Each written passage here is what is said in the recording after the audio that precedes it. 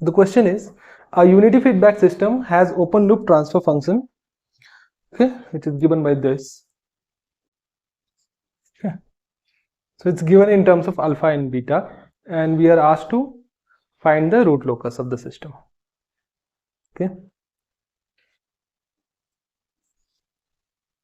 So we know beta is greater than alpha, so pole is at here and 0 should be somewhere here, alpha, right?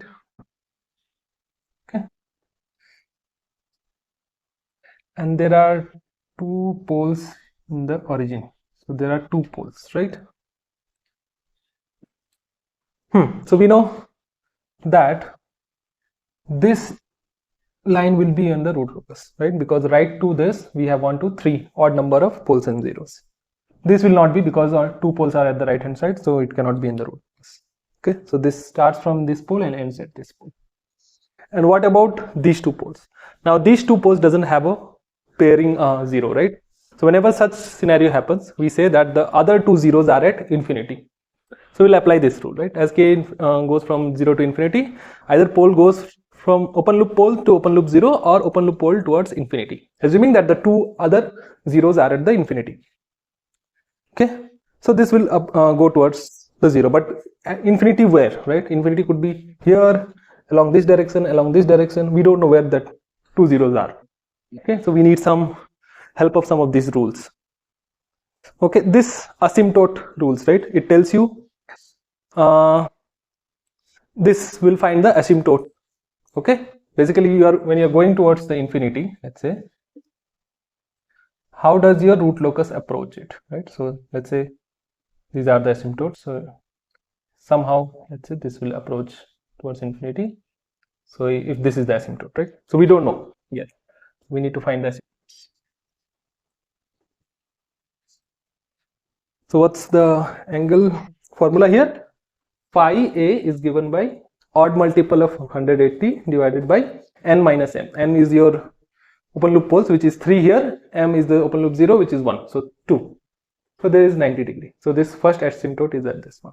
What's the another asymptote? It will be, let's take another odd multiple of 180, which will be now 3 by 2, right? This will be 270, right? So 90 degree and 270 degree. So yeah, but from which point, right, where we should draw this asymptote? So that will be given by rule 5, which says the centroid of these asymptotes. Now there will be 2 asymptotes only, right? Because the n minus m difference is 2. So we are falling short of 2 zeros, right? So 2 zeros at infinity. If it were 3, then we should have been drawing 3 asymptotes. Yeah, so real part of poles. So real part of poles is minus beta.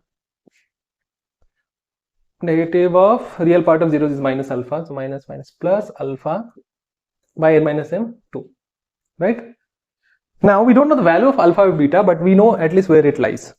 We know alpha is lesser than beta, so this cannot go to positive or even cannot go to 0, right? So it's definitely in the negative side, right? Because beta is greater. So somewhere here your centroid lies. It could be here as well here, but somewhere in the left hand side. Let's say the centroid lies here, and it goes towards infinity, right? Which is 90 degree, and another one is 270 degree. Actually, you don't even need to know this because we know it's always symmetric, right? So 2 zeros are here. So these 2 poles will be going towards the infinity. Now there's a caveat, because if the option is like if the options are such that you can use the process of elimination, your job is done here. But sometimes they can give confusing options like this. So how does this pole approach towards this infinity?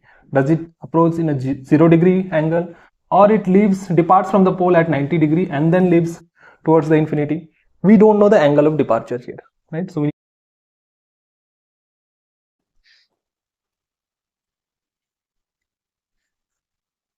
okay, so let's find the angle of departure of these 2 poles. Which rule will help me? This guy, right? from these poles, what's the angle of departure? So odd multiple of 180 and phi net, right? Net contribution from all other poles and zeros. So let's consider one pole here. What's the contribution from this guy, 0 degree, right? So don't need to add, subtract anything, right? The only contribution which it will have is from the other pole, right? Now two poles are overlapping. What's the angle contribution from one pole to the other, right? That's very confusing. What's that, right? Is it 0 degree? Is it 90 degree? So there are two confusions which can arise. How these poles are. So if you consider these poles are like this, assuming the epsilon tends to 0, right? In vertical direction. Then you would say, okay, so the angle contribution from one pole to other would be 90 degree, right? Because it doesn't matter how far it is, it's 90 degree. As you approach towards it and overlap also, it will be 90 degree, right? So that's one possible solution. Another possibility is like this. These two poles are like this. So what's the angle contribution? 0 degree. Doesn't matter how far or how close you are, it's 0 degree. And as you approach towards it and overlap with it, it's still 0 degree. Now our angle of departure depends on this. How do you approach this, right? Vertically or horizontally? We don't know it, right? Let's think about it. So we know that this is going to infinity, right? From here, the angle of departure, I don't know, right? So it's either from 0 degree, it's either like this, or it could be like this, right? So to find the angle of departure, we will need to calculate this formula using this rule, right? Phi p is odd multiple of 180, phi net. Phi net is what? Phi net is, so what is the angle contribution of any one of these pole with respect to all other poles in 0? So this guy will contribute 0, so no need to add or subtract.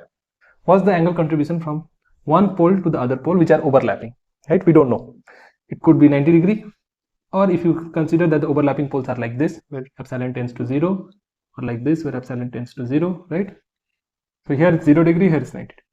So if you consider these poles are just vertically split apart with the distance between them tending to 0, then it's 90 degree. If it's horizontally split apart, then the distance, then the angle would be 0 degree.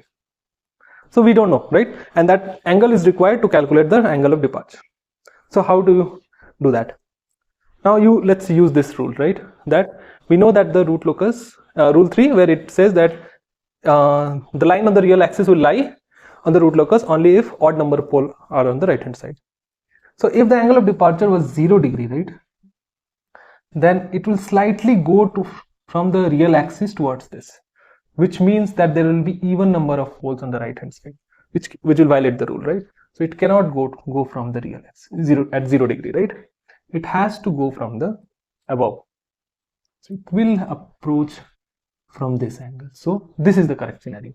So if you take 90 degree, then your phi p is what? So phi net has become 90 degree. Actually, minus 90 degree, right? Because angle from 0 is 0, angle contribution from this pole is 90 degree, so minus 90 degree. So this will be phi p would be 180 minus 90, which is 90 degree. So this is the angle of departure, right? And what about the other one? It will be 270 degree, right? That can be found from here itself. If you put 180 into 3 plus this. Otherwise, we know from the rule of symmetric, right? Rule 1, that it should be symmetric. So this is the root locus.